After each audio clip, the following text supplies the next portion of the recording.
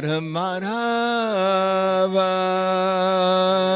Jaya Kunja Bihari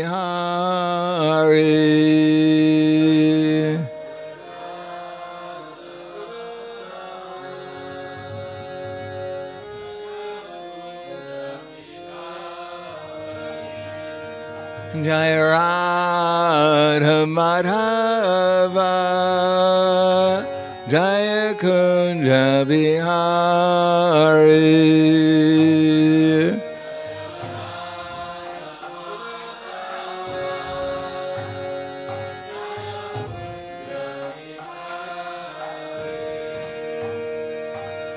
Kopi Jana Baba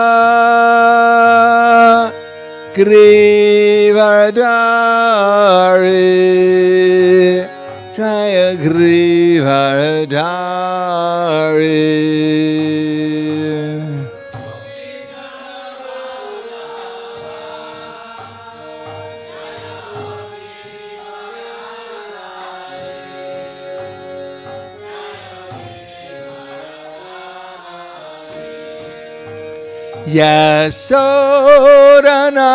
Yasodanandana Raja Janaranjana Jaya Raja Janaranjana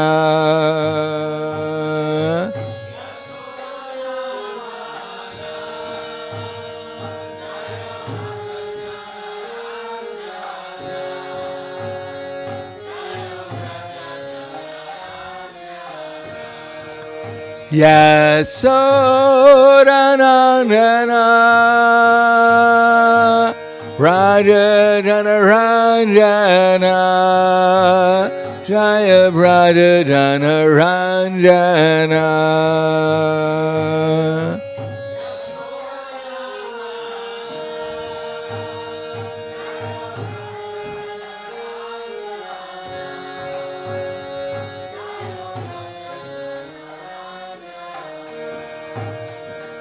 Yasodanandana Raja Janaranjana Jaya Raja Janaranjana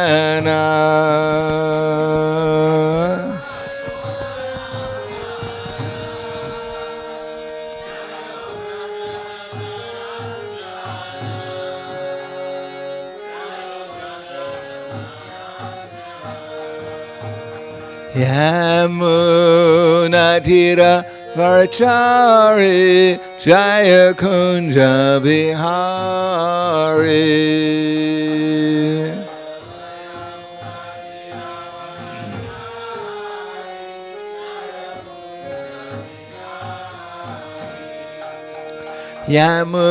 Yamunatira Varchari Jaya Kunja Bihari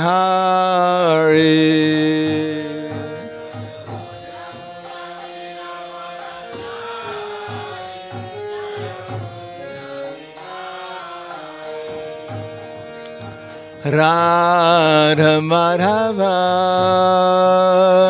Jaya Kunja Bihari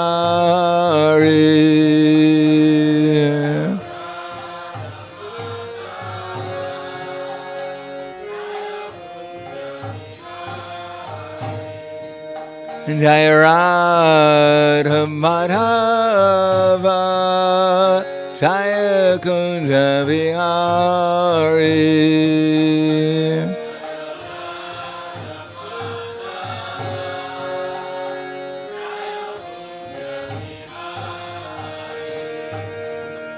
Gopidana Balaba Grivardari Jaya Grivardari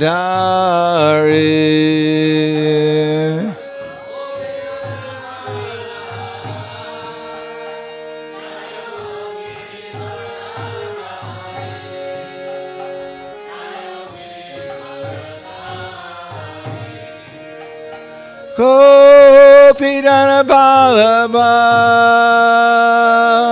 Grivardari Jaya Hayagrivaradhari.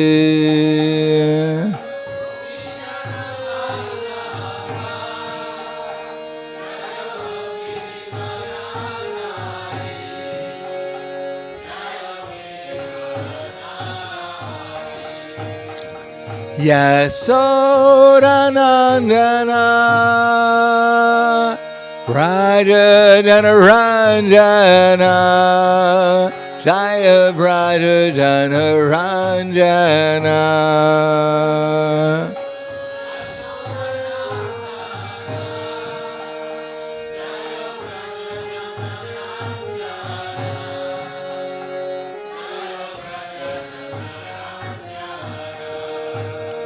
Yasodanandana, brighter than a Ranjana, Jaya brighter than a Ranjana.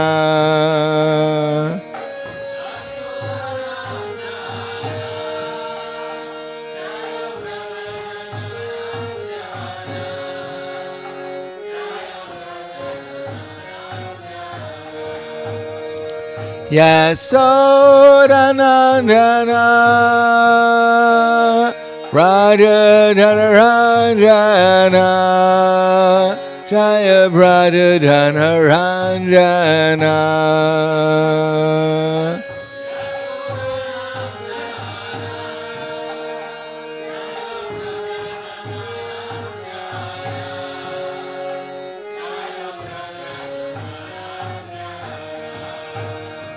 Yamunadiravarachari, Jaya Kunja Vihari.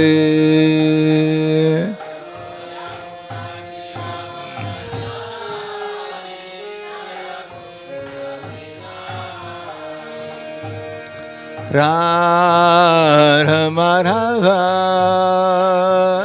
Jaya Kunja Vihari.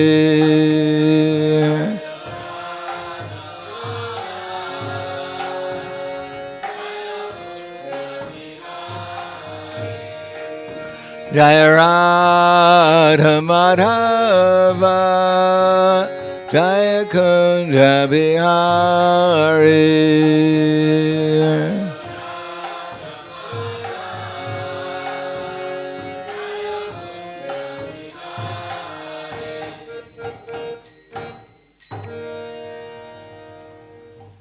Jai Vishnupad Paramahams Sarvadakacharya Asadhara Sudushi Shiman. His Divine Grace Shalasi Bhaktivedanta Swami Raj Srila Prabhupada Ki Jai. Gaur Premanande Haribo Slava Zabrani Bhakta Slava Shri Gurui Shri Garangi. Namo Vishnu Padaya Krishna Prasthaya Bhute Srimate Bhaktivedanta Swami Tanamane. Namaste Saraswatam Deve Gauravani Vicharane Nirvishesha Srinivadi Paskadyade Siddharane.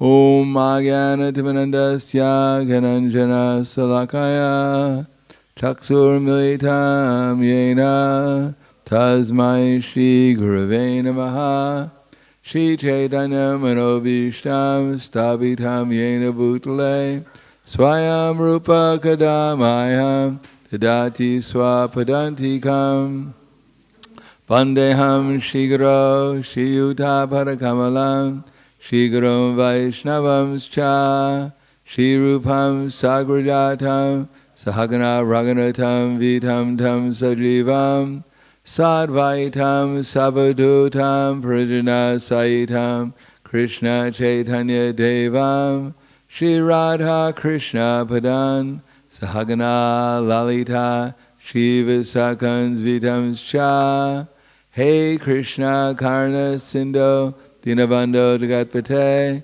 Gopesha Gopika Kanta Radha Kanta Namostute Tapta Kanshena Gaurangi Radhe Vrindavaneshwari Prishubhanu Sudadevi Pranamami Hari Priye Vanchakapa Tribhyascha Kripa Sindhu Vyevacha Patitanam Bhavanebhyo Vaishnavebhyo Namo Namaha Shri Krishna Chaitanya Pranityananda Shri Advaita Gadadhar Shivasati Gaur Bhakta Vrinda Hare Krišna, Krishna Krishna, Hare Hare, Hare Rama, Rama Rama, Hare Hare.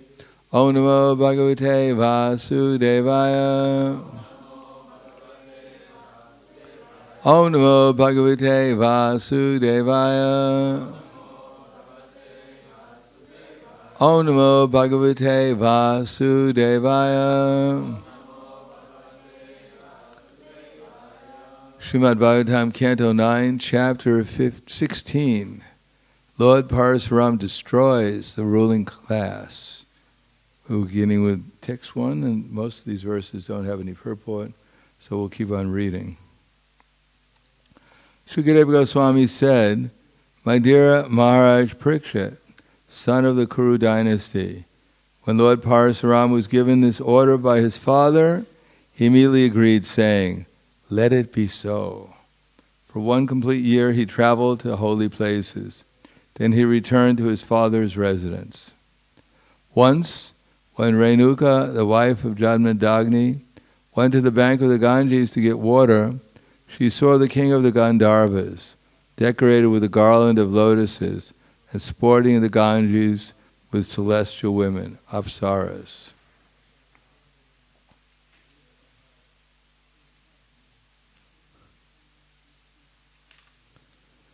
She had gone to bring water from the Ganges, but when she saw Chitarata, the king of the Gandharvas, sporting with his celestial girls, she was somewhat inclined toward him and failed to remember that the time for the fire sacrifice was passing. Later, understanding that the time for offering the sacrifice had passed, Renuka feared a curse from her husband. Therefore, when she returned, she simply put the water pot before him and stood there with folded hands. The great sage Jamadagni understood the adultery in the mind of his wife. Therefore he was very angry and told his sons, "My dear sons, kill this sinful woman." But the sons did not carry out his order. So do you want to be born in Treta Yuga? Jamadagni then ordered his youngest son Parasuram to kill his brothers who had disobeyed this order, and his mother, who had mentally committed adultery.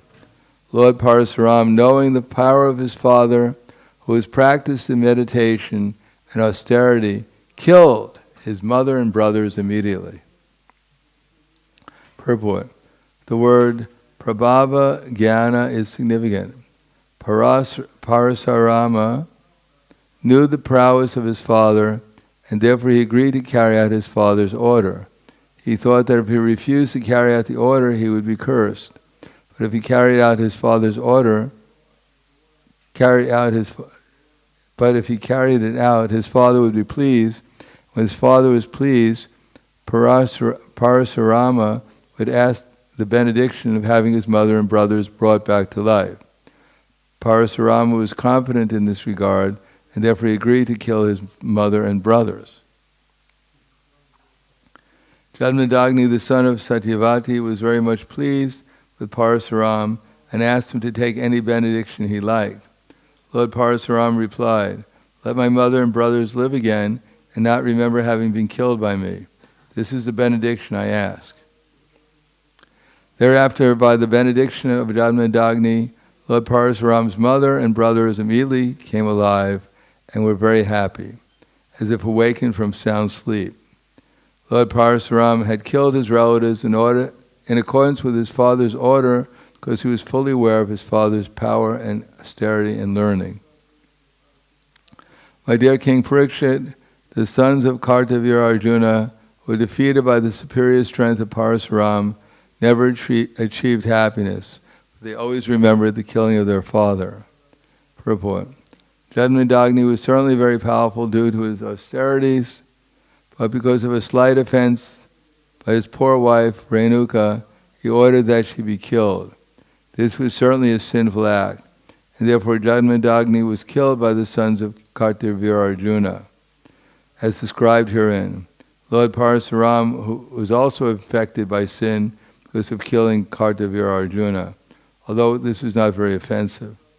Therefore, whether one is Kartavir Arjuna, Lord Parasuram, Jadmidagni, or whoever one may be, one must act very cautiously and sagaciously. Otherwise, one must suffer the results of sinful activities. This is the lesson we receive from Vedic literature. Once when Parasuram left the ashram for the forest with Vasuman and his other brothers, the sons of Kartavir Arjuna took the opportunity to approach Jadmidagni's residence to seek vengeance for their grudge. The sons of Kartavir Arjuna were determined to commit sinful deeds. Therefore, when they saw Jadmidagni sitting by the side of the fire to perform yajna and meditating upon the Supreme Personality of Godhead, who was praised by the best of selected prayers, they took the opportunity to kill him. This is Treta Yuga. Imagine reading something in Satya Yuga about Kali Yuga. With pitiable prayers, Renuka, the mother of Parasuram and the wife of Jadmidagni, begged for the wife of her husband. But the sons of Kartavir Arjuna, being devoid of qualities of Kshatriyas, were so cruel that despite her prayers, they forcefully cut off his head and took it away. Lamenting in grief for the death of her husband, the most chaste Renuka struck her own body with her hands and cried very loudly, "O Ram, my dear son Ram." Although the sons of Jadmidagni, including Lord Parasuram, were a long distance from home, as soon as they heard Renuka loudly calling, "O Ram, O my son," they hastily returned to the ashram, where they saw their father already killed. Virtually bewildered by grief, anger, indignation, affliction, and lamentation, the sons of Jadmidagni cried, "O Father, most religious, saintly person, you have left us and gone to the heavenly planets." Thus lamenting, Lord Parasuram entrusted his father's dead body to his brothers and personally took up his axe, having decided to put an end to the Kshatriyas on the surface of the world. O King, Lord Parasuram then went to Mahishmati, which was already doomed by the sinful killing of a Brahmana. In the midst of that city, he made a mountain of heads, severed from the bodies of the sons of Kartavir Arjuna. Oh, so now we come to a purport. So, text 18. Tadrakena nadim goram abramanya Baya Vaham Hetam Kritva Pitri Vadam Kshetre Mangala Karini Tad Raktena Nadim Goram Abramanya Bhavayaham Hetum Kritva Patrivadam Kshetre Mangala Karini.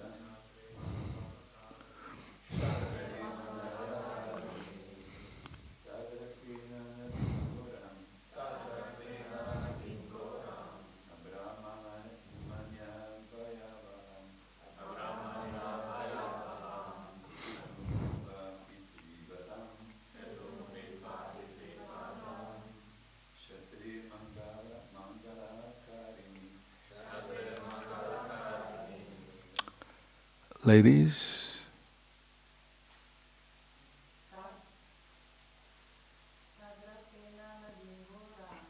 Bhaktaraktena Kim Roram Jayaham Hetum Kritva Bhatrivadam Shatre Mangala Karini Tat Raktena, by the blood of the sons of Kartavir Arjuna, Nadim, a river, Goram, fierce, Abramanya Bhaya Avaham, causing fear to the kings who had no respect for Brahminical culture. Hetum, cause. Kritva, accepting. Pitrivadam, the killing of his father. Shatre, when the whole royal class. Amangala Karini was acting very inauspiciously. Translation and purport by His Divine Grace, A.C. Bhaktivedanta Swami Srila Prabhupada. With the blood of the bodies of these sons, Lord Parasaram created a ghastly river, which brought great fear to the kings who had no respect for Brahminical culture. Because the Kshatriyas, the men of power and government, were performing sinful activities, Lord Parasaram, on the plea of retaliating for the murder of his father, rid all the Kshatriyas from the face of the earth 21 times. Indeed, in the place known as Samanta Panchaka, he created 9 lakes filled with their blood. Purport.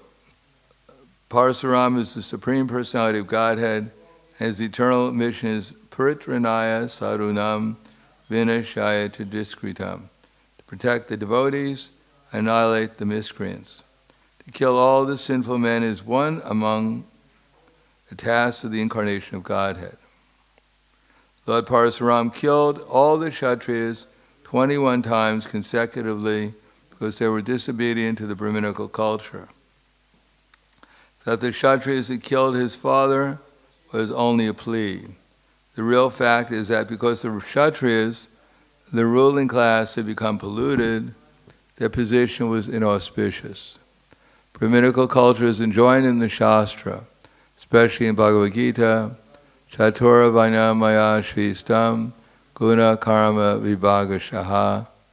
According to the laws of nature, whether at the time of Parasaram or at the present, if the government becomes irresponsible and sinful, not caring for Brahminical culture, there will certainly be an incarnation of God like Parasaram to create a devastation by fire, famine, pestilence, or some other calamity.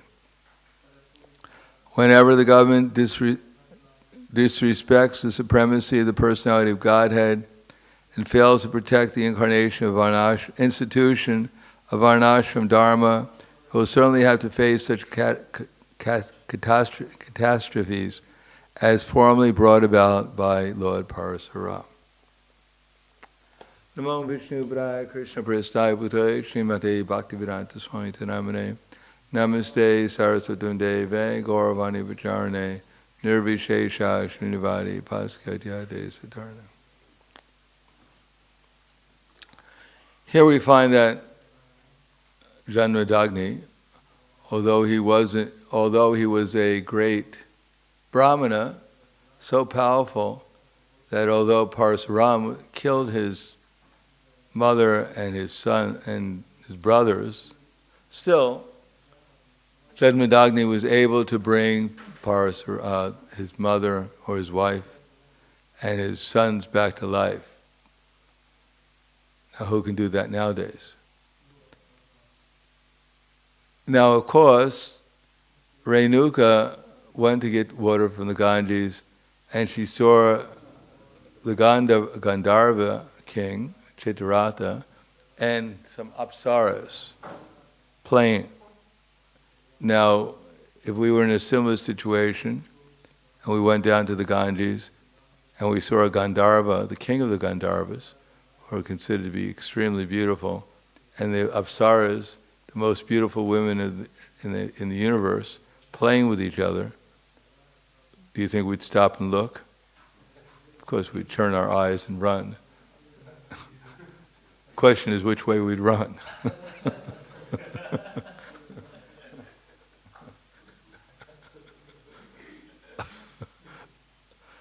So she simply watched. I mean, you don't see that every day on television. But simply, somehow or another, it was in her mind, and Janmadagni could read minds. Luckily, people can't read our minds.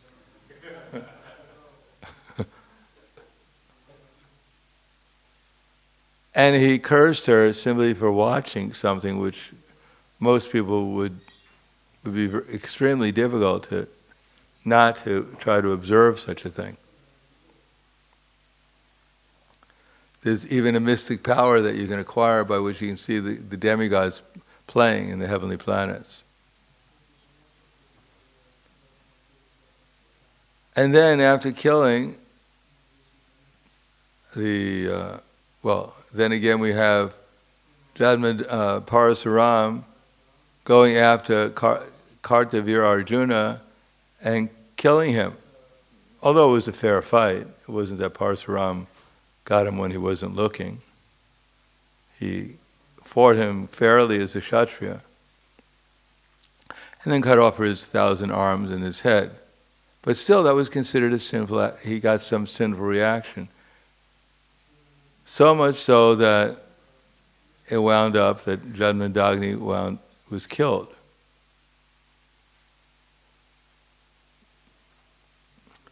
So what to speak of our poor selves? What kind of sinful reactions are we going to get? How much is our purity compared to Janmadagni or Lord Parasuram? Therefore, it says, these are examples so that we can become more careful. Of course, in Kali Yuga, our lifespan is at most 100 years. So we're already cursed. No one has to curse us. Just living in Kali Yuga means we've already been cursed. To curse a dead man is not really very, fruitful. So if someone curses us, may you die immediately. Well, it's not a big deal because we're going to die pretty soon anyhow. Just delaying it a few years.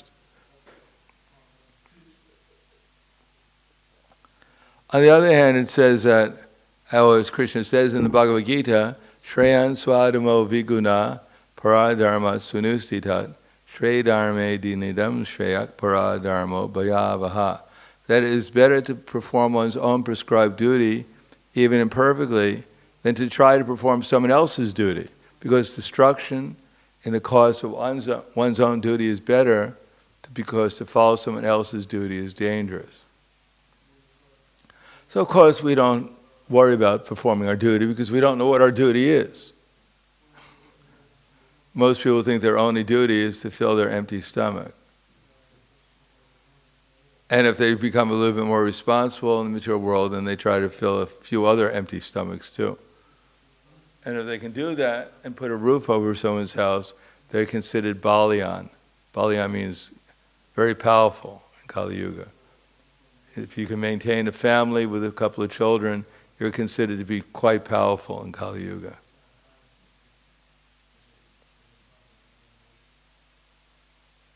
But actually we have a duty in Kali Yuga, but most people don't know. Nate vidu swartagatim hi Vishnu. They don't know what their duty is. They do know that they're trying somehow or another to get food. That's basically what they're worried about. If we can get something to eat and place to sleep. And if people will still love us when we're old and ugly. So this is the concern of people in Kali Yuga. But they don't know anad bhavati bhutani parjanan anasambhava, that all living entities subsist on food grains. That we know. For instance, if we had a Sunday program without a feast, no one would come. Maybe the chanting, some people would like the chanting, maybe they come to hear the chanting, but most people wouldn't. They come to eat. Just like if you want to find out how many devotees live in a temple, the best time to do it is to go to prasadam. Or at night, if you sneak into the ashram, see how many people are sleeping. Other times it may be difficult to ascertain exactly how many devotees are actually in the temple.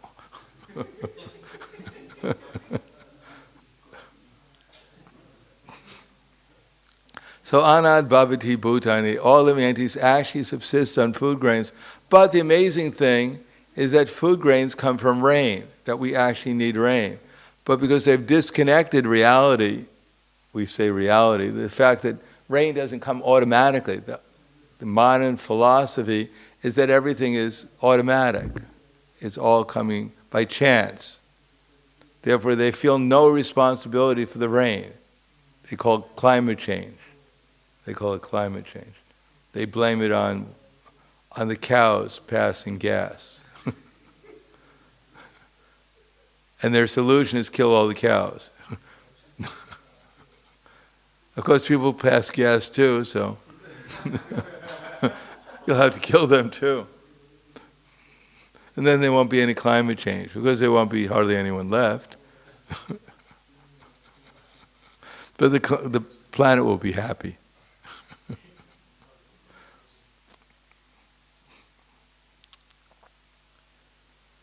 But rain actually comes from the performance of sacrifice.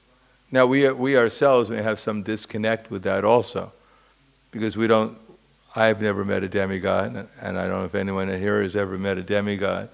We see clouds sometimes, but we don't see anyone putting them there. We don't see Indra with his hand, cloud there, cloud there. And then he turns on the cloud and it starts raining.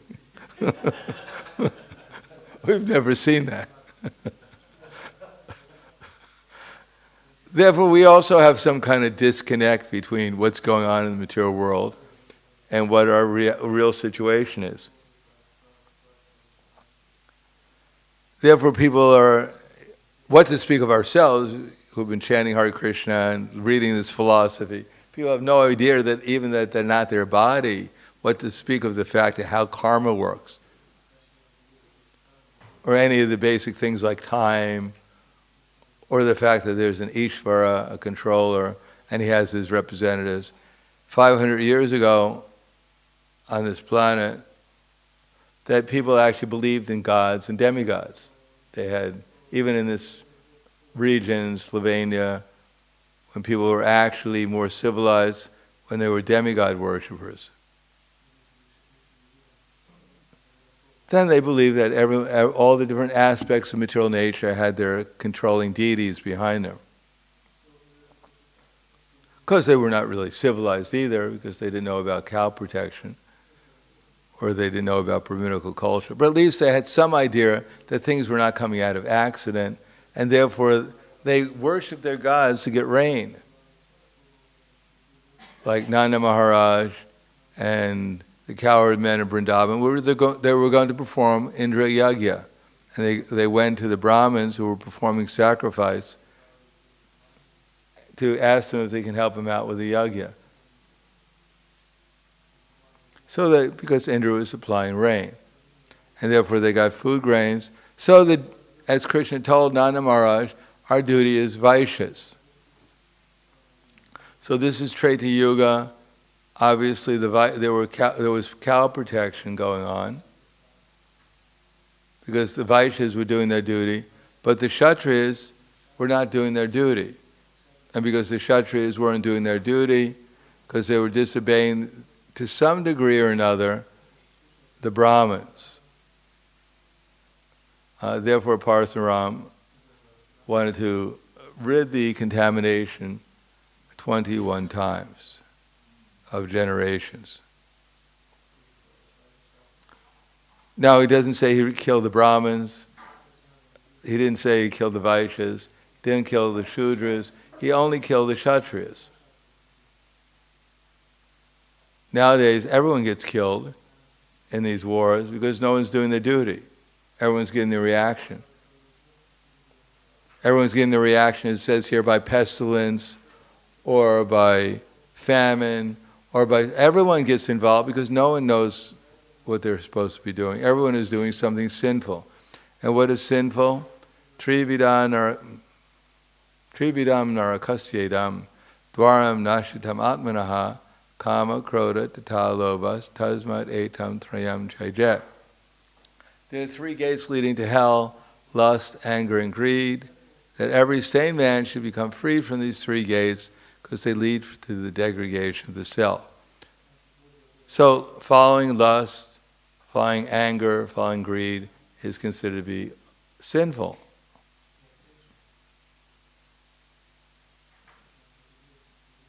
It is not the end. So that seems that what is the chance for anyone? Kali Yuga. Etanya pitu karmani.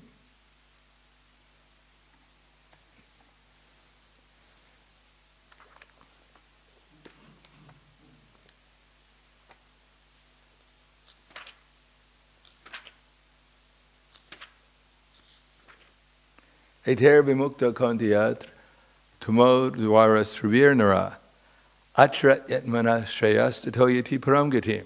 That anyone who becomes free from these 3 gates performs acts conducive to self-realization, and thus he attains to the supreme destination. So it's not that we can stop acting out of lust or anger and greed because we're just covered by it. We have no idea how to be free from it. Well, we have an idea how to become free from it, but we just don't give it up. We just don't walk out of this body into our spiritual body. We're covered by lust, anger, and greed. But it has to be regulated, and therefore we have Shastra. Yak Shastra Vidi Musruja, Vartate Kamakarata, Asasadima Vapnoti Nasukam Naparam Gitim.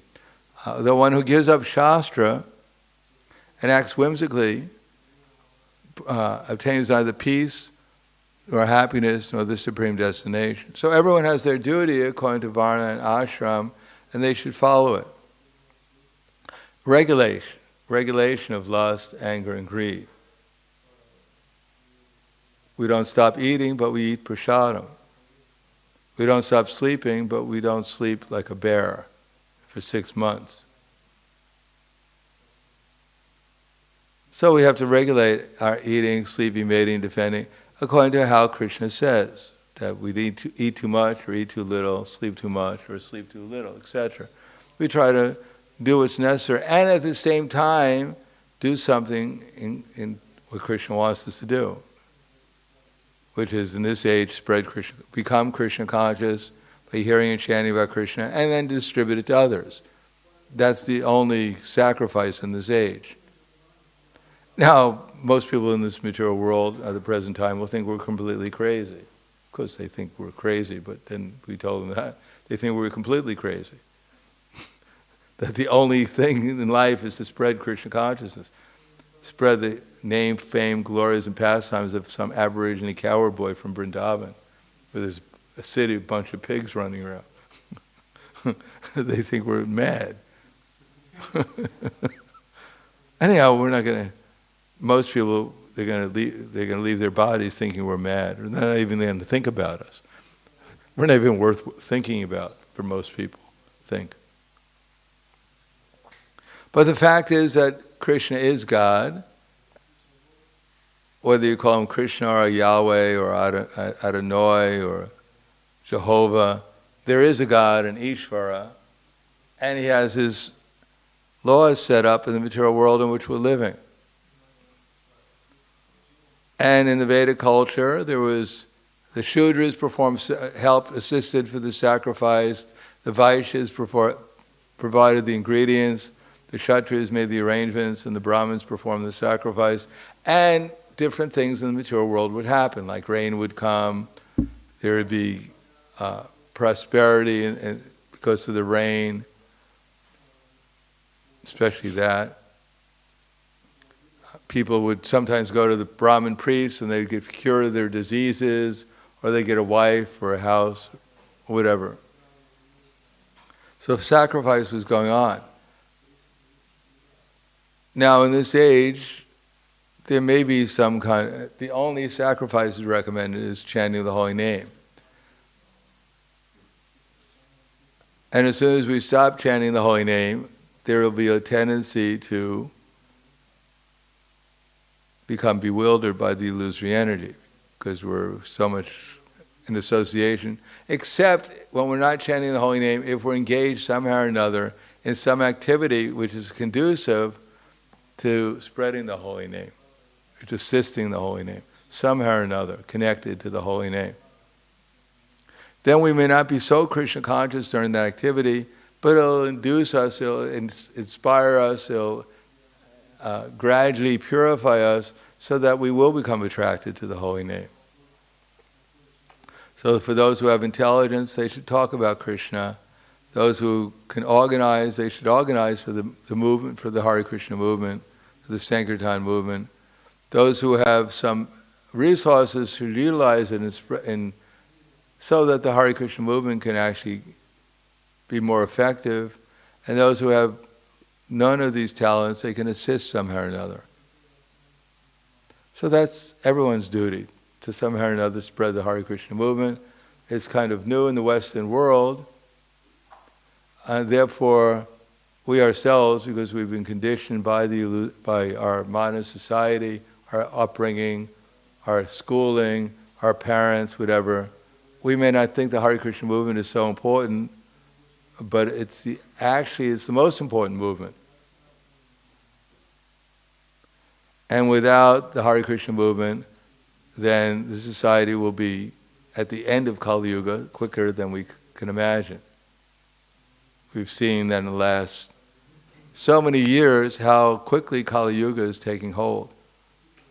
Who could imagine that 10 years ago the leaders of society would be telling people that you should stop eating vegetables and even meat, you should eat insects? Who could imagine that? Could you imagine a politician 10 years ago telling everyone to eat crickets? You probably wouldn't have gotten elected. But now it's advanced. Now whole societies are advocating for, I don't even know what it stands for, lesbian, bisexual, homosexual, transsexual, whatever, rainbow colors.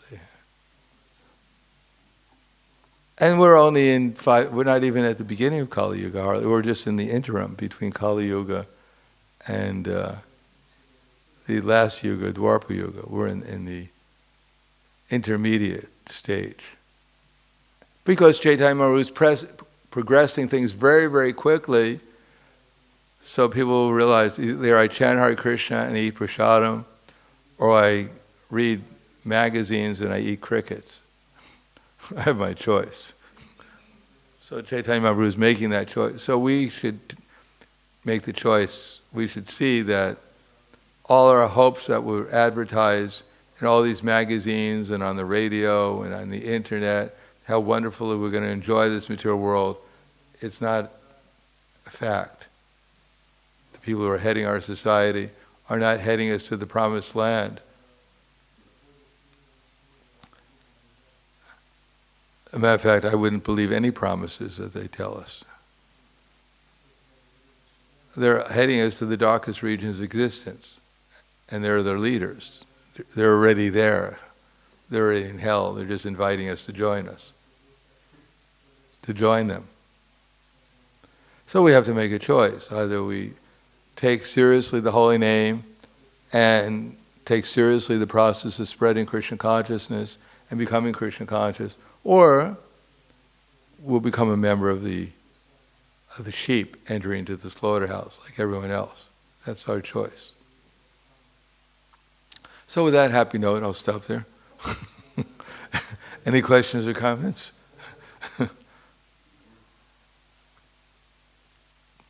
Yes.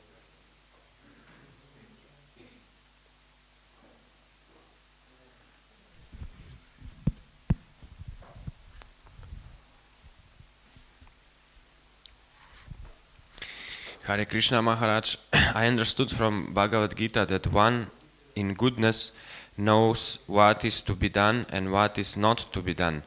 On what level of activity is this to be understood? It can be distressing, thinking that in complex material situation there is only one right solution which we have to find out, and if we don't succeed in finding that, we displease Krishna. Well, it seems like multiple questions all rolled into one. Yeah.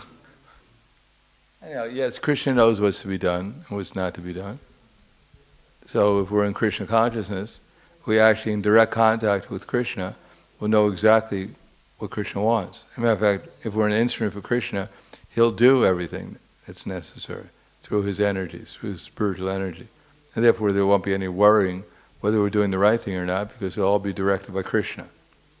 In our particular stage, better we become thoughtful, and therefore pray if we don't know what's to be done, then we pray to Krishna until humbly and research. And then when it becomes clear what's to be done, and if we do that, we can do it with determination in Krishna consciousness. So there's the process. Amadidvam adamvidvam ahimsa shantim arjavam acharya pasanam socham sthiriyam atma vinigraha. In the 13th chapter of Bhagavad Gita, 8 to 12, Krishna says it begins with humility. Now we're walking around, we're thinking that we know everything, so it's very hard to be humble if you know everything. Except if you're God, He knows everything, but He's very humble also. But we don't know anything, but we're puffed up, thinking we know everything. And because of that, it's very hard to find out what actually we're supposed to be doing. Because if we don't know anything, we won't know what to do. And if we think we know everything, when we don't, that's even worse, because we'll never find out what to do. We'll never investigate what to do. Therefore, the first stage is amadidvam adamvidvam ahimsa shantir arjavam acharya pasanam socham sthiriyam atma vinigraha. First thing is become a little humble and prideless. And then we can practice the activities which are conducive to understanding what's to be done. Amadidvam adamvidvam ahimsa. Stop becoming envious of everyone. Try to become gentle, non-violent, shantim, and peaceful, arjava, and simple.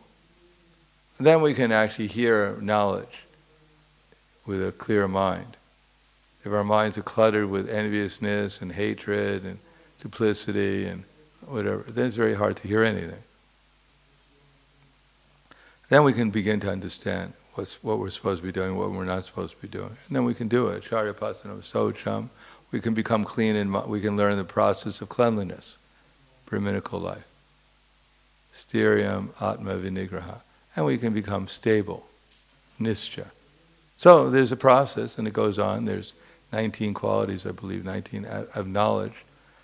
So if we learn the process of knowledge, then we can actually know what's to be done, what's not to be done. Otherwise, it's not possible.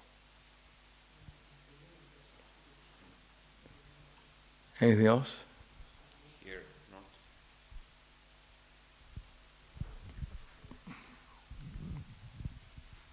not. Maharaj, this punishment for this lady Renuka, the wife, is considered much excessive, probably, as I understand from commentary. No? Well, it's a little unusual. Your wife looks at a Gandharva and you take an axe and cut her head off. Probably wouldn't be appreciated nowadays. But this is Treta Yuga. Things were much more strict at that time. No one came and arrested Jamandagni for doing it. But Parasurama understood that, this was, even he thought it was unusual, but he understood the power of Jamandagni. He wasn't just an ordinary person killing his wife. And it wouldn't have made it into the Bhagavatam. Some husband killed his wife. They do it every day. They don't get into the Bhagavatam. But there's a lesson to be learned. there she just did a little deviation and she got a big reaction. And her sons did a little deviation, disobeying their father, and they got a big reaction. Now we do it all the time. Matter of fact, it's unusual the son follows the father, or the wife is so chaste. But this is a lesson, an example of how strict the material nature can be. Because Janmadagni is just an instrument. It doesn't happen by chance. But this is a particular age where you deviate even slightly from what you're supposed to do, then you get a big reaction from it. So there's an illustration for it. And even in this age, we don't notice because we're already bewildered. We're already getting so many reactions. We don't notice how I'm deviating, because that's our whole life is a deviation. But for those who practice devotional service, they become a little bit more sensitive. They become a little bit more aware of what the reactions are if they don't follow. And this is an example of how strictly one has to follow in Treta Yuga, which is still, it's not a pure yuga. It's still contaminated, but relatively thousands of times more pure than Kali Yuga. I'm sorry, I have just one more question. You said that Parashuram probably understood this excessiveness. I mean, well, I think anyone would think it was a little excessive. But then my question is, what should we learn from this? Because he didn't object and if your father is a devotee, pure personality like Janmadagni, you better follow him.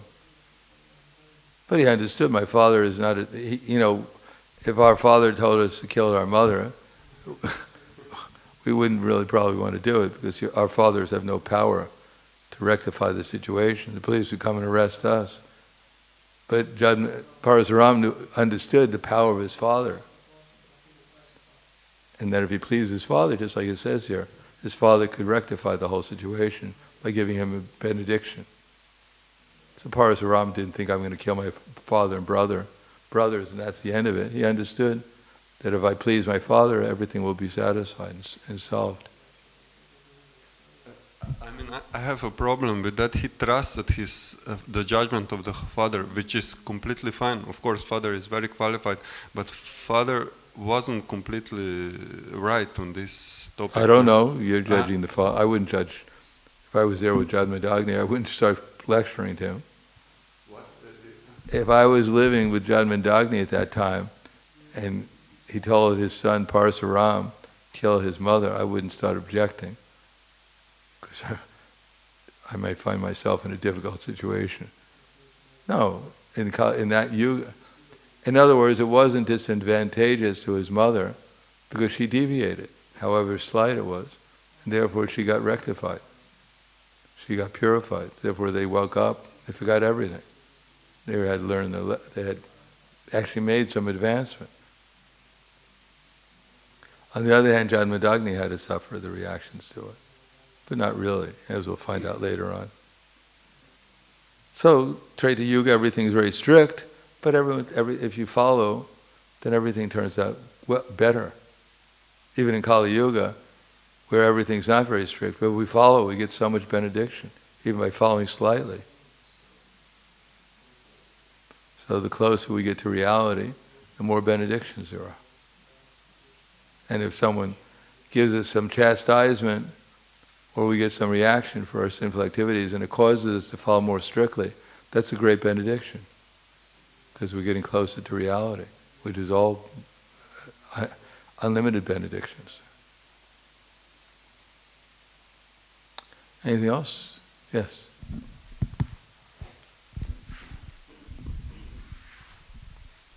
How humble a person looks like to be real humble, not fake. Sashishat. We hear, we try to understand what we've heard, we assimilate the knowledge, and then to the best of our ability, to the best of our sincerity, we try to carry it out. So we're not just humble separately, we're humble by tadvidi pranipatena pariprashnena sevaya. So just try to learn the truth by approaching a spiritual master, inquire from him submissively and render service unto him. The self-realized souls can impart knowledge unto you because they have learned the truth. So that submission is a sign of humility. It's the beginning of humility. But as Prabhupada writes in the in that purport, blind following and absurd inquiries are condemned. One should not only hear submissively, but one should get a clear understanding through submission, service, and inquiries. So real humility, that's only the beginning of humility, but real humility will manifest it when we find out how wonderful Krishna is. We realize he's unlimitedly wonderful, and how unlimitedly wonderful Krishna, his devotees are. And when we fall in love with them, then that humility will be very profound, because love and real humility go together. When we realize how wonderful someone is, then we naturally become humbled, thinking how wonderful they are.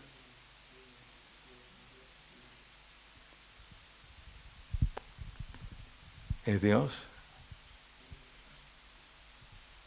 Hvala Grantaraj Srimad Bhagavatam ki jai, Srila Prabhupada ki jai, Gaur Premanande.